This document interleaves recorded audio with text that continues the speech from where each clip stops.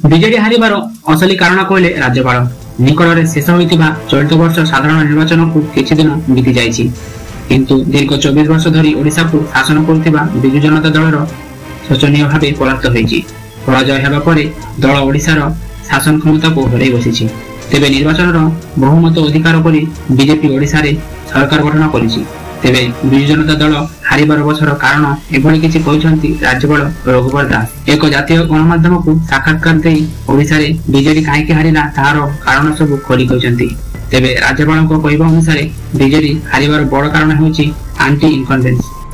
ସରକାର ଯଦିଓ ରାଜ୍ୟବାସୀଙ୍କ ପାଇଁ ଗୋଟେ ପରେ ଗୋଟେ ଯୋଜନା କରିବାରେ ଲାଗି ପଡ଼ିଥିଲେ, ହେଲେ ସେହି ସବୁ ଯୋଜନା ଲୋକଙ୍କ ନିକଟରେ ଠିକ୍ ଭାବେ ପହଞ୍ଚି ପାରୁନଥିଲା। ସରକାର କେବଳ ଯୋଜନା କରିଦେଉଥିଲେ, ହେଲେ ଲୋକଙ୍କ ପାଖରେ ବିଜୁଳି, ସଡ଼କ, ପାଣି ଭଳି ଏହି ସବୁ ସୁବିଧା ପହଞ୍ଚି ପାରୁନଥିଲା। ନିର୍ବାଚନ ପୂର୍ବରୁ ବିଭିନ୍ନ ଜିଲ୍ଲାକୁ ଗସ୍ତ କରୁଥିଲେ ରାଜ୍ୟପାଳ ରଘୁବର ଦାସ। ତାହାରି ମଧ୍ୟରେ ରାଜ୍ୟପାଳ ଓଡ଼ିଶାର ବାସ୍ତବ ଜିଲ୍ଲାକୁ ମଧ୍ୟ ଅତି ପାଖରୁ ଦେଖିଥିଲେ। ସରକାରଙ୍କ ମାଳମାଳ ଯୋଜନା ଦୁର୍ନୀତି ଯୋଗୁଁ କିନ୍ତୁ ସଠିକ୍ ଭାବେ ଲୋକଙ୍କ ନିକଟରେ ପହଞ୍ଚି ପାରୁନାହିଁ। ଯେଉଁ ସବୁ କାରଣରୁ ଲୋକଙ୍କ ମନରେ ସରକାରଙ୍କ ପ୍ରତି ଅସନ୍ତୋଷ ଭରି ହୋଇ ରହିଥିଲା, ଯାହାକି ଭୋଟ ବାକ୍ସରେ ପ୍ରତିଫଳିତ ହୋଇଥିଲା। ତେବେ ସାକ୍ଷାତକାରରେ ଏଭଳି କିଛି ବିଜେଡି ହାରିବାର କାରଣ ବଖାଣିଛନ୍ତି ରାଜ୍ୟପାଳ ରଘୁବର ଦାସ। ରାଜ୍ୟରେ ନୂଆ କରି ହୋଇଥିବା ସରକାର ପ୍ରଥମେ ଲୋକଙ୍କ ମୌଳିକ ସମସ୍ୟା ପ୍ରତି ଧ୍ୟାନ ଦେବାର ଦରକାର ବୋଲି କହିଛନ୍ତି।